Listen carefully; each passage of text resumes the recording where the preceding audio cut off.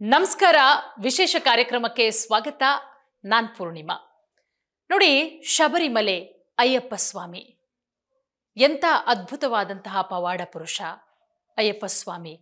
ಅಸಂಖ್ಯಾತ ಭಕ್ತಾದಿಗಳಿದ್ದಾರೆ.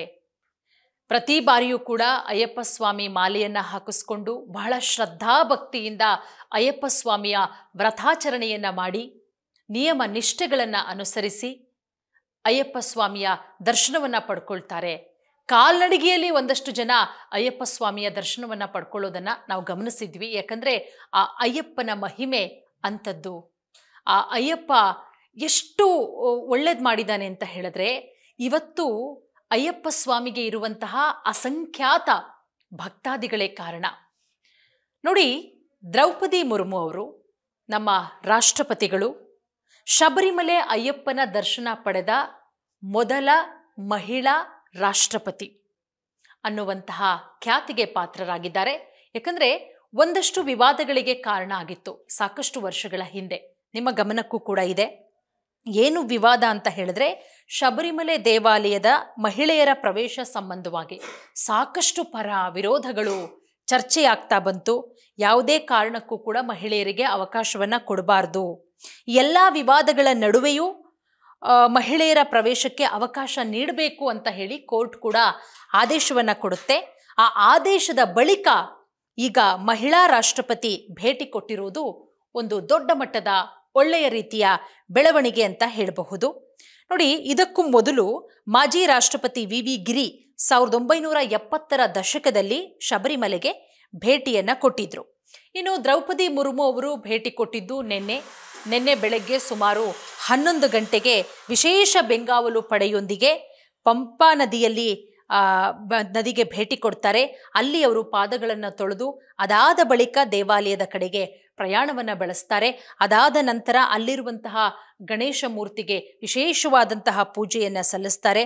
ದೇವಸ್ಥಾನದ ಒಂದಷ್ಟು ಅಲ್ಲಿ ಏನಿದೆ ರೂಲ್ಸ್ಗಳು ಎಲ್ಲವನ್ನ ಕೂಡ ದ್ರೌಪದಿ ಮುರ್ಮು ಅವರು ಫಾಲೋ ಮಾಡಿದ್ದಾರೆ. ಅದರ ಜೊತೆಗೆ ಅವರಿಗೆ ಇರುಮುಡಿ ಕಟ್ಟೋದ್ರ ಮುಖಾಂತರ ದೇವಾಲಯದ ಸಂಪ್ರದಾಯವನ್ನ ಕೂಡ ಪಾಲನೆ ಮಾಡಲಾಗುತ್ತೆ. ಯಾಕಂದ್ರೆ ದೇವಸ್ಥಾನದ ಒಂದಷ್ಟು ಸಂಪ್ರದಾಯಗಳಿರುತ್ತೆ, ಒಂದಷ್ಟು ನಿಯಮಗಳಿರುತ್ತೆ. ಅದನ್ನ ಪ್ರತಿಯೊಬ್ಬರು ಕೂಡ ಪಾಲನೆ ಮಾಡಲೇಬೇಕು. ಅವರು ರಾಷ್ಟ್ರಪತಿಗಳಾಗಿರಬಹುದು, ಅಥವಾ ಪ್ರಧಾನಮಂತ್ರಿಗಳಾಗಿರಬಹುದು, ಅಥವಾ ಸಾಮಾನ್ಯ ಜನರೇ ಆಗಿರಬಹುದು. ಆ ದೇವಾಲಯದ ನೀತಿ ನಿಯಮಗಳು ಅದನ್ನ ಪ್ರತಿಯೊಬ್ಬರು ಕೂಡ ಫಾಲೋ ಮಾಡಲೇಬೇಕಾಗತ್ತೆ.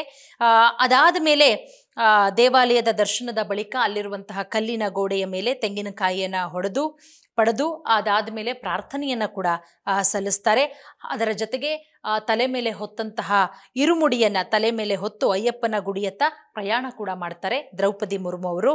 ಪವಿತ್ರ 18 ಮೆಟ್ಟಲುಗಳನ್ನು ಹತ್ತಿ ಅಲ್ಲಿ ದೇವಾಲಯದ ತಂತ್ರಿ ಕಂದಕರು ಮಹೇಶ್ ಮೋಹನ್ ಅವರು ಸಂಪೂರ್ಣ ಕುಂಭದೊಂದಿಗೆ ದ್ರೌಪದಿ ಮುರ್ಮು ಅವರನ್ನ ಬರಮಾಡಿಕೊಳ್ತಾರೆ. ಆ ನಂತರ ಇರುಮುಡಿಯೊಂದಿಗೆ ಅಯ್ಯಪ್ಪನ ದರ್ಶನವನ್ನ ಪಡೀತಾರೆ.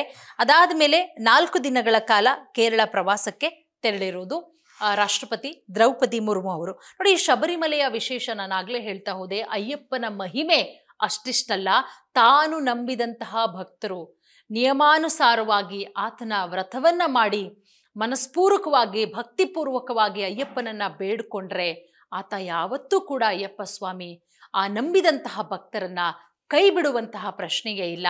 ಅದಕ್ಕೆ ಸಾಕ್ಷಿ ದಿನದಿಂದ ದಿನಕ್ಕೆ ಹೆಚ್ಚುತ್ತಾ ಇರುವಂತಹ ಭಕ್ತಾದಿಗಳ ಒಂದು ಸಂಖ್ಯೆಯೇ. ಯಾಕಂದ್ರೆ ಕಠಿಣಾತಿ ಕಠಿಣ ವ್ರತಾಚರಣೆ ಇರುತ್ತೆ. ಬೆಳಗ್ಗೆನೇ ಎದ್ದೇಳಬೇಕು, ತಣ್ಣೀರಲ್ಲಿ ಸ್ನಾನ ಮಾಡಬೇಕು, ಜಪ ಮಾಡಬೇಕು.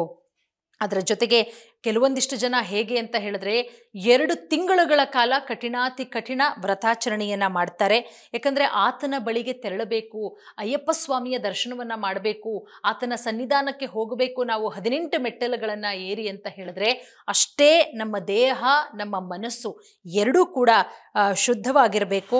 ಹಾಗಾಗಿ ಕಠಿಣ ಬ್ರಹ್ಮಚರ್ಯ ವ್ರತವನ್ನ ಯಾರು ಪಾಲನೆ ಮಾಡ್ತಾರೋ ಖಂಡಿತವಾಗ್ಲೂ ಕೂಡ ಅಂಥವರಿಗೆ ದೇವರು ಒಲಿತಾನೆ.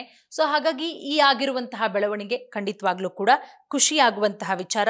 ಮೊದಲ ಮಹಿಳಾ ರಾಷ್ಟ್ರಪತಿ ಮುರ್ಮು ಅವರು ಶಬರಿಮಲೆ ಅಯ್ಯಪ್ಪನ ದರ್ಶನವನ್ನ ಪಡೆದು ಪುನೀತರಾಗಿದ್ದಾರೆ.